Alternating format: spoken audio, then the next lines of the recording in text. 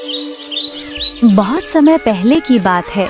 एक गांव में भोला नाम का एक किराने वाला अपनी छोटी सी दुकान चलाता था। वो बहुत ही दयालु और नेक इंसान था। गांव में जिसे भी जरूरत होती, भोला उसे उधार में सामान दे देता था। लोग उसकी अच्छाई की तारीफ करते थे।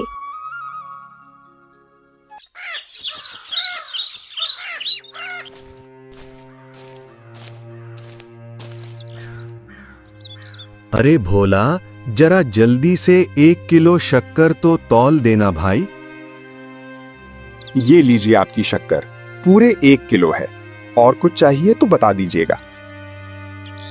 अरे भोला भाई, बात ये है कि अभी जेब खाली है और घर पर चाय चढ़ी हुई है। चीनी ऐन वक्त पर खत्म हो गई, इसलिए दौड़ा चला आया। पैसे कल पक्का दे दूंगा, आखिर इसी गांव के तो हैं, कहीं भागे थोड़ी जा रहे हैं। छोड़िए भाई, पैसे तो आते रहेंगे, आप कल दे देना। तभी दुकान पर मदन का आना होता है और वो आते ही कहता है, अरे ओ भोला, 2 किलो चावल निकाल देना। कहाँ भागे जा रहे हो भाई? कम से कम इन चावलों के पैसे तो देते जाओ। भोला, माफी चाहता हूं पर अभी पैसे नहीं दे पाऊंगा। घर के हालात बहुत खराब है और खाने को कुछ भी नहीं है। अगर आज तुमने ये चावल नहीं दिए तो मेरा सारा परिवार आज रात दाने दाने के लिए तरस जाएगा और सबको भूखे पेट ही सोना पड़ेगा। भाई, इतनी फिक्र मत करो, आज तुम ये चावल ले जाओ।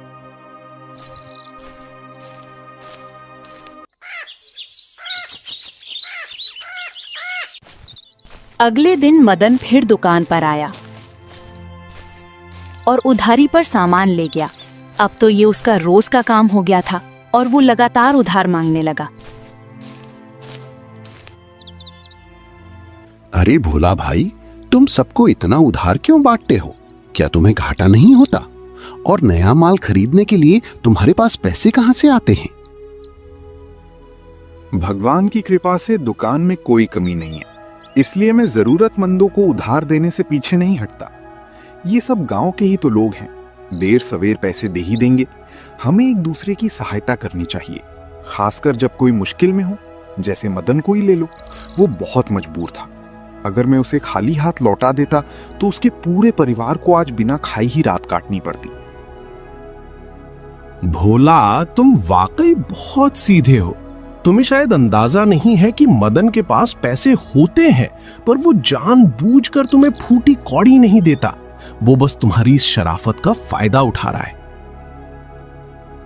क्या बात कर रहे हो? क्या मदन वाकई में ऐसा कर सकता है? मुझे तो लगा था कि वो सच में बहुत मजबूर है। मेरी बात पर गौर करो भोला, मदन के पास पैसों की कोई कमी नहीं है। उसने कल ही नया फ्रिज लिया और आने वाली शादी के लिए नए कपड़े भी तैयार करवा लिए हैं। जिसे तुम मजबूर समझ रहे हो, वो असल में तुम्हें धोखा दे रहा है।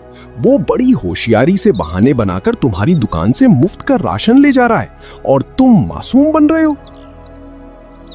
तो मदन मुझे ही बेवकूफ समझ रहा है। कल जैसे ही वो सामान लेने आएगा, मैं उसकी सारी असलियत उसके सामने रख दूंगा। फिर वही बात, आज भी बिना पैसे चुकाए दुकान से सामान लेकर आ गए क्या? क्या तुम हमेशा भोला की शराफत का ही फायदा उठाते रहोगे?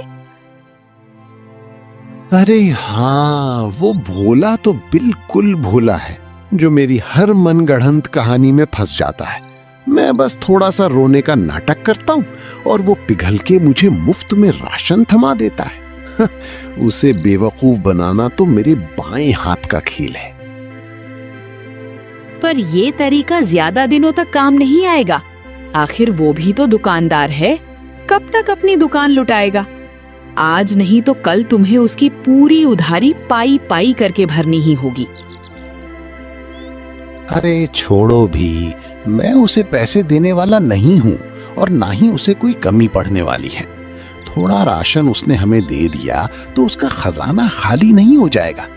पैसे मांगने पर मैं बस लाचारी का ढोंग कर दूंगा और वो मूर्ख फौरन पिघल कर कहेगा कि उधार बाद में चुका देना।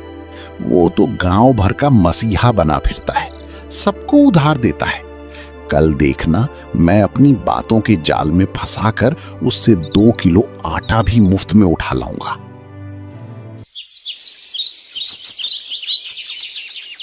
दूसरे दिन मदन ने फिर से अपनी मजबूरी का मुखौटा लगाया और भोला की दुकान पर जाकर बोला, भाई, घर में आटा खत्म हो गया है, क्या 2 किलो आटा उधार मिल सकता है? देखो मदन, अब बिना पिछला हिसाब किए तुम्हें एक दाना भी नहीं मिलेगा। तुम्हारी उधारी 300 तक पहुंच गई है। पहले पुराना हिसाब करो, उसके बाद ही आटे की बात करना। ऐसा मत कहो भोला, तुम तो बहुत दयालु हो। मेरा बेटे बीमारी की हालत में भूख से रो रहा है और घर का राशन पूरी तरह खत्म हो चुका है। अगर तुम गेहूं नहीं दोगे तो मेरे परिवार के सामने जान का संकट खड़ा हो जाएगा। मैं इस उम्मीद में आया था कि तुम मुझे निराश नहीं करोगे। आखिर इंसानियत भी तो कोई चीज है। अपनी जुबान को लगाम दो मदन, झूठी ही हमदर्दी बटोरना बंद करो। पैसों की खातिर अपने बच्चे की सेहत का सौदा करते तुम्हें शर्म नहीं आती? मुझे सब पता है कि तुमने कल ही नया फ्रिज लिया है और नए कपड़े भी बनवाए हैं। तुम बस मेरी शराफत का नाजायज फायदा उठा रहे थे। अब तुम्हारा ये नाटक यहां नहीं चलेगा। पहले पिछला पूरा हिसाब करो, वरना दुकान से बाहर निकल जाओ। आज तुम्हें यहां से कुछ नहीं मिलेगा। इतनी सी बात का बतंगड़ क्यों बना रहे हो? 2 किलो आटा ही तो है, कोई बड़ी चीज तो नहीं मांगी। तुम्हारी दुकान तो अच्छी खासी चलती है, मुझे थोड़ा उधार दे दोगे तो क्या गरीब हो जाओगे? और रही बात उधारी की, तो गांव का हर दूसरा शख्स तुम्हारी दुकान से उधार ले जाता है। फिर आज सिर्फ मेरे लिए ये सारे नियम कायदे कहां से आ गए? मैं उधार देता हूं क्योंकि लोग ईमानदार हैं, पर तुम उनमें से नहीं हो। आज तक तुमने पिछला 1 रुपया भी नहीं चुकाया, बस हर बार नया झूठ बोलकर सामान ले गए। जरूरत के समय साथ देना मेरा फर्ज है, पर तुमने तो झूठ को अपना हथियार बना लिया है। तुमने मेरा फायदा उठाया है और ये बात मुझे बिल्कुल मंजूर नहीं। अब बिना पुराने पैसे चुकाए तुम्हें यहां से 1 दिन का भी नहीं मिलेगा। बहुत बड़ा दुकानदार बन रहा है ना? जानी चाहिए तेरा सड़ा हुआ आटा। पर मेरी एक बात लिख कर रख ले, जिस दुकान के भरोसे तू आज मुझे बेइज्जत कर रहा है, वो एक दिन ताले में बंद होगी। तब तुझे पता चलेगा कि अपनी अकड़ दिखाना कितना भारी पड़ता है।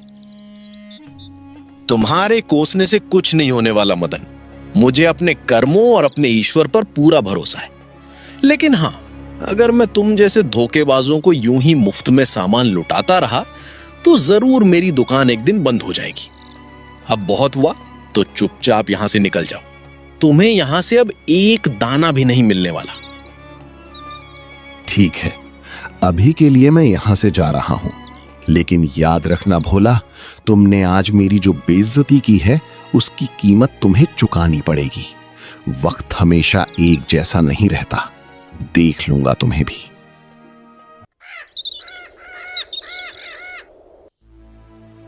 अरे ये क्या देख रही हूँ? आज खाली हाथ वापस आ गए? क्या हुआ? क्या आज तुम्हारी आंखों के आंसू और बीमारी का नाटक भोला की दुकान पर काम नहीं आया? हाँ, आज भोला के तेवर बिल्कुल बदले हुए थे। उसने ना केवल आटा देने से मना किया, बल्कि अपनी दुकान के मुनाफे के नशे में मुझे बहुत खरी खोटी सुनाई। मुझे उस पर बहुत तेज गुस्सा आ रहा है। उसे लगता है कि उसकी दुकान हमेशा ऐसी ही चलती रहेगी, पर अब मैं उसे सबक सिखाऊंगा। अगर मैंने उसकी वही दुकान उससे नहीं छीन ली तो मेरा नाम बदल देना। अब उसकी बर्बादी का वक्त शुरू हो गया है। लेकिन तुम आखिर करने क्या वाले हो? तुम्हारे दिमाग में ऐसी कौन सी खिचड़ी पक रही है जिससे तुम उसकी इतनी बड़ी दुकान छीन लोगे? सिर्फ बातें नहीं करूंगा, अब ठोस काम करके दिखाऊंगा।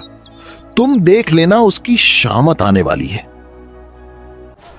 मदन ने चुपके से भोला के अनाज में गंदा कचरा मिला दिया। 2 दिन बीतते ही ओए भोला, बाहर आ और जवाब दे। तूने क्या घटिया मिलावट की है? तेरे यहाँ का आटा खाकर मेरे बच्चे अस्पताल पहुंच गए। साहब, आप क्या कह रहे हैं? मैं ऐसा नीच काम कभी नहीं कर सकता। भला मैं दूसरों की जान जोखिम में क्यों डालूंगा? बिल्कुल सही बात है।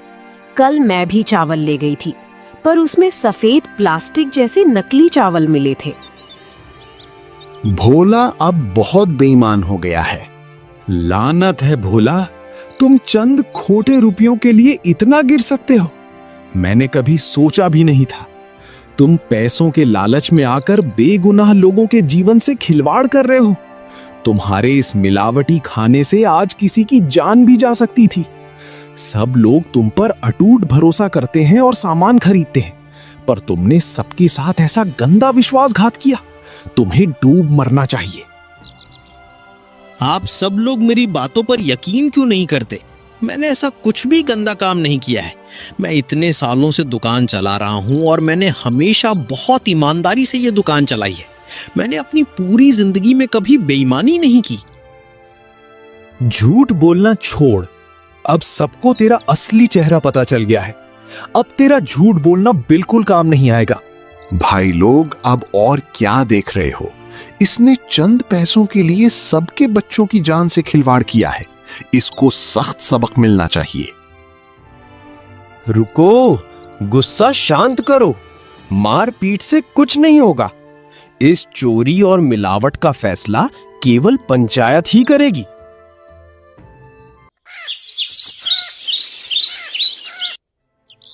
सरपंच साहब, आप मुझ पर विश्वास कीजिए। मैंने अनाज में एक रत्ती भर भी मिलावट नहीं की। ये सब मुझे फंसाने की साजिश है। सरपंच जी, इसकी बातों में मत आइए। ये झूठ बोल रहा है। लालच ने इसे अंधा कर दिया है। मैं भी यही सोचता था कि ये लोगों को उधारी देने का इतना नाटक क्यों करता है। इसकी दुकान हमेशा लबालब भरी कैसे रहती है।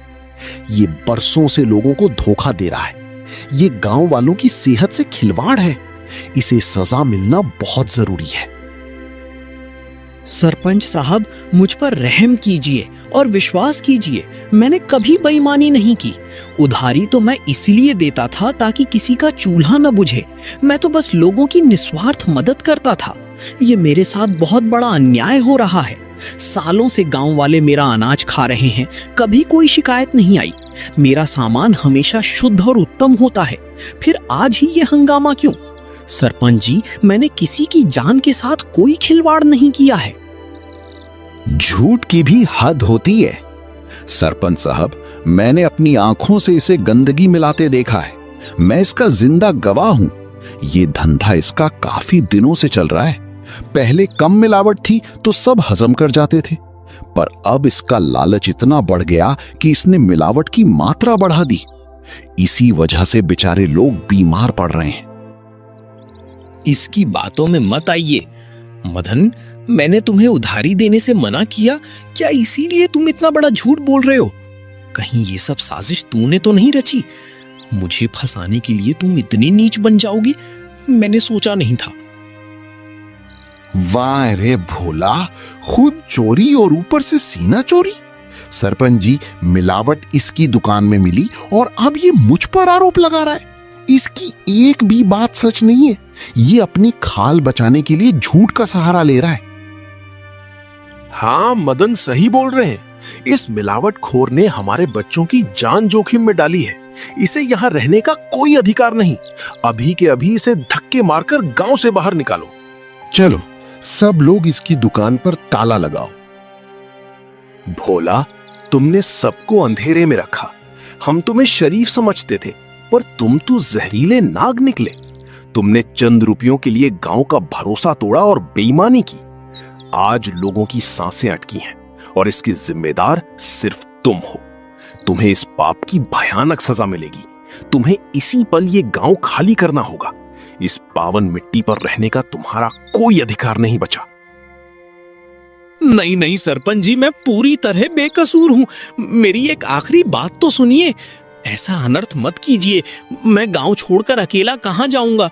वो दुकान ही तो मेरी रोजी रोटी और कमाई का एकमात्र जरिया है। मैं बाहर क्या काम करूंगा, कहां रहूंगा?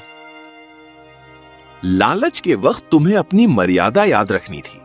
बेईमानी करने से पहले अपना भविष्य सोचना था। अब हम सब ने मिलकर फैसला कर लिया है और पूरा गांव एक मत होकर कहता है कि तुम्हें यहां से जाना ही पड़ेगा। अपना बोरिया बिस्तर उठाओ और निकलो। भोला पूरी तरह टूट चुका है। वो अपनी दुखी पत्नी सरला के साथ चुपचाप अपना झोला उठाकर गांव से बाहर निकल जाता है। ये सब क्या से क्या हो गया? मुझे यकीन नहीं हो रहा कि ऐसा भी कुछ होगा। आपकी ईमानदारी और मेहनत को पूरा गांव जानता था। इतने सालों में कभी दाग नहीं लगा, फिर आज ही ये आफत कैसे आ गई? ये झूठा कलंक आप जैसे नेक इंसान पर कैसे लग गया? मेरी समझ से बाहर है सब। मैं भी यही सोच रहा हूं, पर ये किसी की सोची समझी साजिश है। मेरा शक तो सीधा मदन पर ही जाता है। उस दिन जब मैंने उसे मुफ्त अनाज देने से इनकार किया, तभी से वो नफरत पाले बैठा था। पक्का उसने ही ये सब षड्यंत्र रचा है ताकि मैं बर्बाद हो जाऊं। मेरी बात मान लेते तो आज ये दिन ना देखना पड़ता। उधारी देना है, पर आपने ही उसे सिर पर चढ़ा रखा था। अब देख लिया एहसान का बदला। उसने आपको गांव से बेदखल करवा दिया। मदद का यही सिला मिला आपको। अब जो हुआ सो हुआ सरला। हमें जल्दी अपने रहने का पक्का इंतजाम करना होगा। पुरानी बातों को याद करने से अब कुछ नहीं बदलने वाला है। हमें अब नया ठिकाना ढूंढना ही पड़ेगा।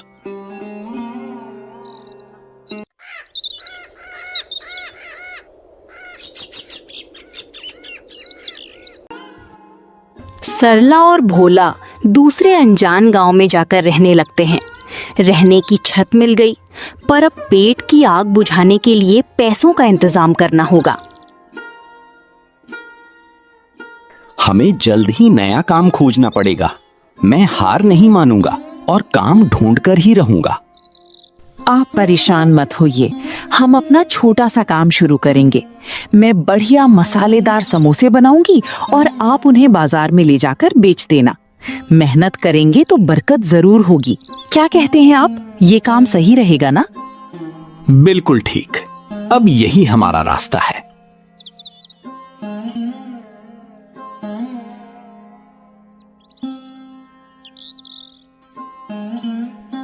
सरला घर पर खस्ता और चटपटी समोसे तैयार करती है। भोला उन समोसों को लेकर मुख्य बाजार में बेचने की तैयारी में बैठ जाता है।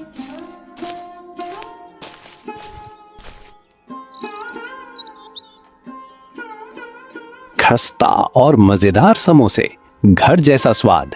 एक बार खाओगे तो दीवाने हो जाओगे। समोसे ले लो।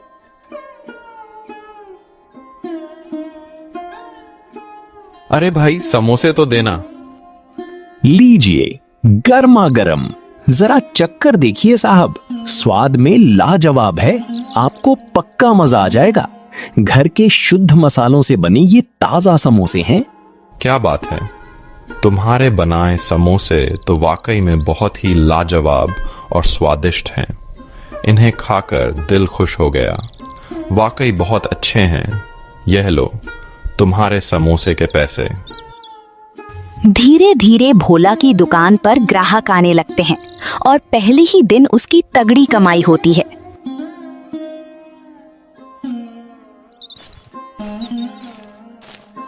घर लौटकर बताने पर सरला भी बहुत खुश हो जाती है।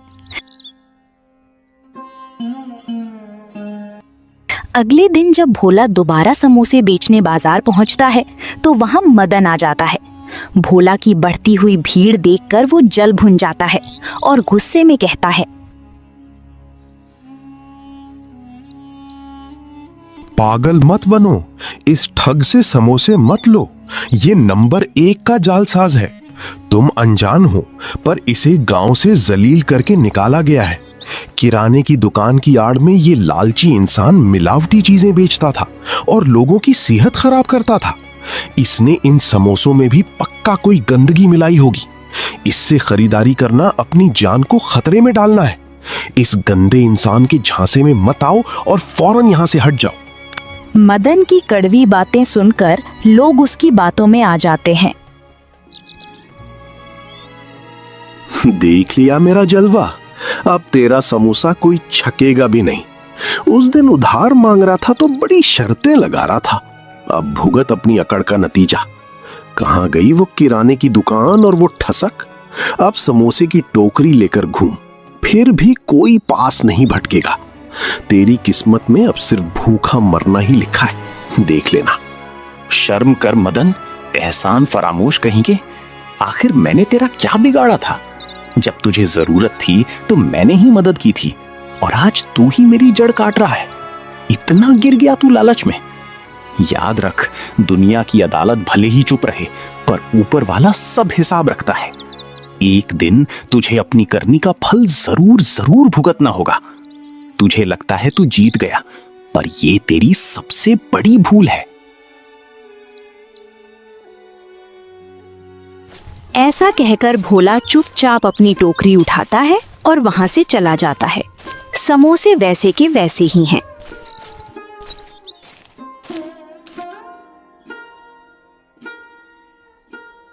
ये क्या, आज समोसे नहीं बिके? आपकी शक्ल इतनी उतरी हुई क्यों है? क्या किसी ने कुछ कहा है? भोला ने सरला को मदन की पूरी करतूत सुनाई।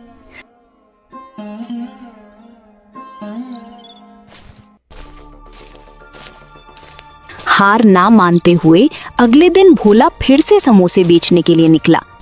तभी रास्ते में उसे एक बेचारी बूढ़ी औरत दिखाई दी, जो ठोकर खाकर नीचे गिर गई थी और दर्द से कराह रही थी। हे भगवान, माँ जी, ये क्या हो गया? आप सड़क पर ऐसे क्यों गिर गईं? कहीं ज्यादा चोट तो नहीं आई? आपकी तबीयत ठीक नहीं लग रही है। आपका घर कहाँ पर है माँ जी? मुझे जल्दी से बताइए। बेटा, बस कमजोरी से चक्कर आ गए थे। घर यहीं करीब है, मैं चली जाऊंगी। कोई बात नहीं, मैं आपको घर तक छोड़ देता हूँ। भोला उस बुजुर्ग महिला को सुरक्षित घर पहुंचा देता है।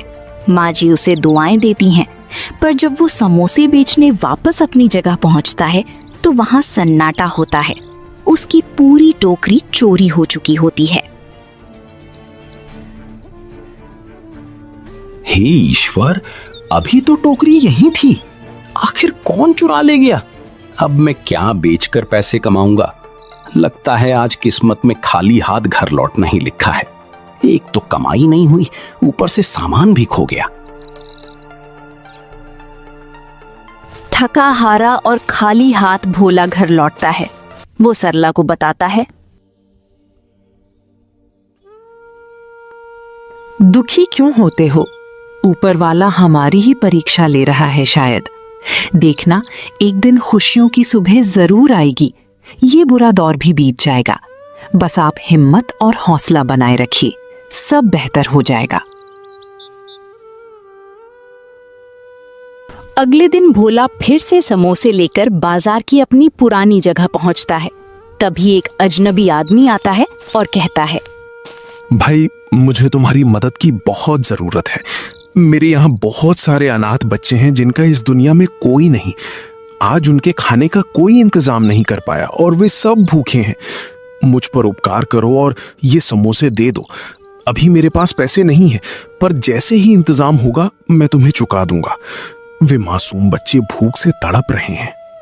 भोला को उस आदमी की बात सुनकर तरस आ जाता है। वो अपनी गरीबी और कल के नुकसान को भूलकर बिना कुछ सोचे अपनी टोकरी के सारे समोसे उसे दे देता है।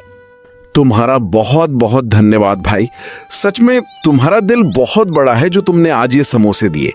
देख लेना, एक दिन ऊपर वाला तुम्हें इसके बदले बहुत कुछ देगा। तुम्हें ईश्वर सदा खुश रखे। अब मैं चलता हूं भाई। लगातार दूसरे दिन भोला खाली हाथ घर वापस आता है। उसकी जेब खाली थी।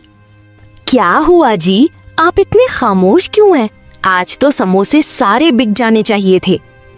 आज फिर बाजार में कुछ नहीं मिला। एक इंसान आया और बोला कि अनाथ बच्चे भूख से तड़प रहे हैं।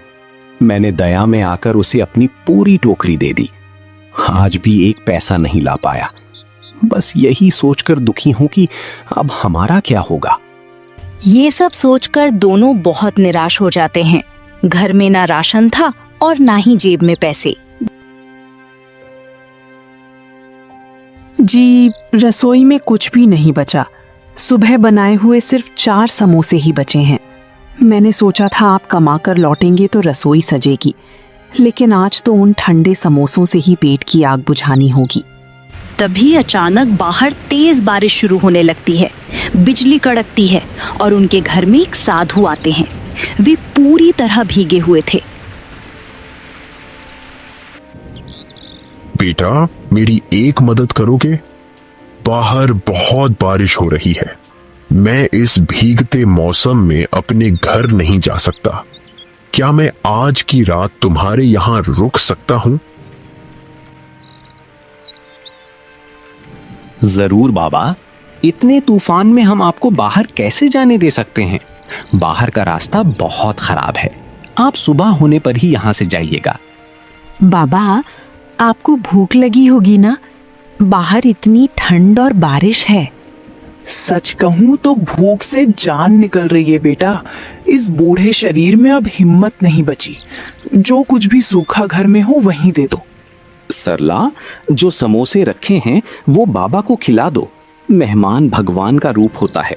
हम अपना पेट काट कर भी इनका पेट भरेंगे। आखिर ये हमारे घर आए हैं तो इन्हें तृप्त करना हमारा धर्म है।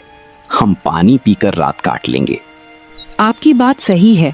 खाना बाबा को ही दे देते हैं। हमारी भूख तो बर्दाश्त हो जाएगी, पर इन बुजुर्ग को खाली पेट देखना ठीक नहीं। हम आज पानी पीकर सो जाएंगे। भोला सारे समोसे बाबा को दे देता है। बाबा खाकर सो गए, पर सुबह वहां कोई नहीं था। उनकी जगह सोने के सिक्कों से भरा मटका था। भोला और सरला ये देखकर तंग रह गए। उन्हें अपनी आंखों पर यकीन नहीं हुआ।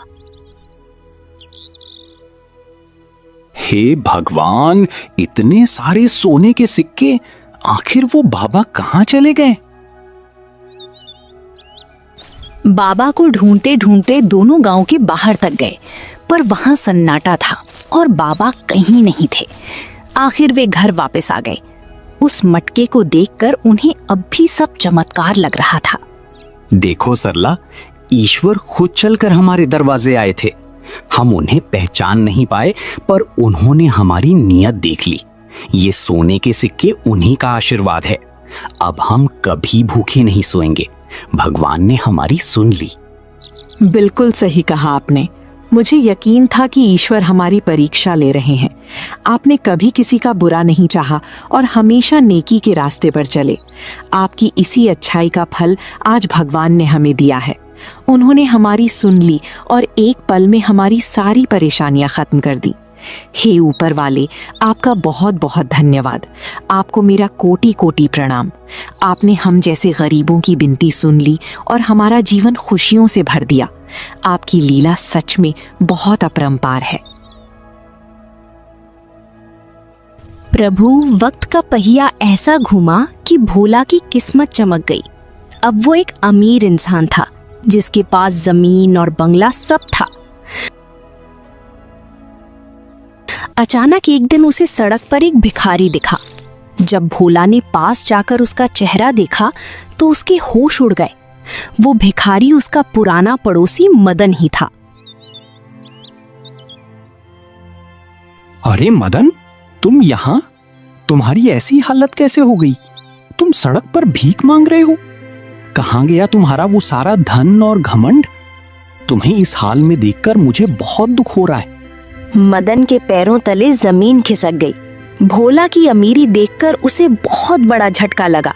वो शर्म के मारे झुक गया और उसे समझ नहीं आया कि भोला से क्या कहे। क्या बताऊं भोला भाई, मेरे बेटे की तबीयत बहुत खराब है। उसके ऑपरेशन के लिए डॉक्टर साहब ने बहुत पैसे मांगे हैं। उसके इलाज के चक्कर में मेरे खेत खलिहान तक बिक गए। अब मेरे पास कुछ नहीं बचा, इसीलिए मजबूरी में भीख मांग रहा हूँ। तुम फौरन उठो भाई, परेशान मत हो। मैं खुद तुम्हारे बच्चे का इलाज करवाऊंगा। वो जल्दी ठीक होकर घर आएगा। तुम फालतू की चिंता छोड़ दो। भोला अपनी पुरानी दुश्मनी भुलाकर बच्चे का इलाज करवा देता है। इतना ही नहीं, उसने मदन को कुछ नगद पैसे भी दिए ताकि वो अपना गुजारा कर सके। मदन की आंखें नम हो गईं। भोला, मैं माफी के काबिल नहीं हूं। मैंने तुझे बहुत सताया, पर तूने बदले में मेरे बच्चे की जान बचा ली। मेरी बुद्धि भ्रष्ट हो गई थी जो मैंने एक सच्चे और ईमानदार दोस्त को धोखा दिया। आज मेरी आंखें खुल गई हैं। तुम सच में महान हो। मुझे अपने छोटे भाई की तरह माफ कर दो। चलो मदन, जो हुआ सो हुआ। तुझे पछतावा है तो मेरी कोई नाराजगी नहीं। अब सारा ध्यान अपने बच्चे पर लगाओ। घर जाओ और उसे ठीक करो। कभी भी कोई परेशानी आए तो याद करना, मैं मदद के लिए हमेशा तैयार हूँ। मैं ऐसे खाली हाथ घर नहीं लौटूंगा। आज पूरे गांव को पता चलना चाहिए कि तू कितना नेक है। मैं पंचायत के सामने अपने पापों का घड़ा फोड़ना चाहता हूँ। तू मेरे साथ चल और सबको सच बताने दे। मदन भोला को अपने साथ अपने पुराने गांव लेकर जाता है। वो पंचायत बुलाकर सारे लोगों के सामने हाथ जोड़कर माफी मांगता है। वो सबको सच बताता है कि भोला कितना ईमानदार और नेक है। धिक्कार है तुम पर मदन। अपनी लालच के लिए तुमने एक मासूम को बदनाम किया। भोला जैसा हीरा इंसान तुम्हारी वजह से दर दर भटका। आज तेरा पाप सबके सामने है। अब तुझे कोई नहीं बचा सकता। रुक जाइए, गुस्से से काम मत लीजिए। मदन बदल चुका है, तभी तो उसने खुद आकर अपनी गलती मानी है। मुझे उससे कोई गिला शिकवा नहीं, तो आप क्यों हाथ उठा रहे हैं? बेचारे ने अपनी सजा भुगत ली है। मेरी प्रार्थना है कि इसे एक मौका और दें। ये दोबारा ऐसी गलती नहीं। मदन की गलती माफी लायक नहीं है। इसने तुम्हारे साथ भी बहुत गलत किया है, फिर भी तुम इसे छोड़ रहे हो। सच में भोला, तुम्हारा दिल बहुत बड़ा है। तुम्हारी जगह कोई और होता तो इसकी मदद कभी नहीं करता। तुम्हारे कहने पर ही हम इसे छोड़ रहे हैं, वरना इसे आज हम अच्छा सबक सिखाते।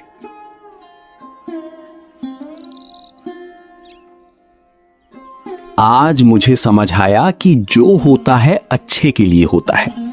उस दिन गांव ना छोड़ा होता तो आज हम इतने बड़े आदमी ना बनते। वक्त हमें सिखाता है कि मुसीबत के बाद ही सुख मिलता है। ये सब ईश्वर की एक परीक्षा थी जिसमें हम सफल रहे।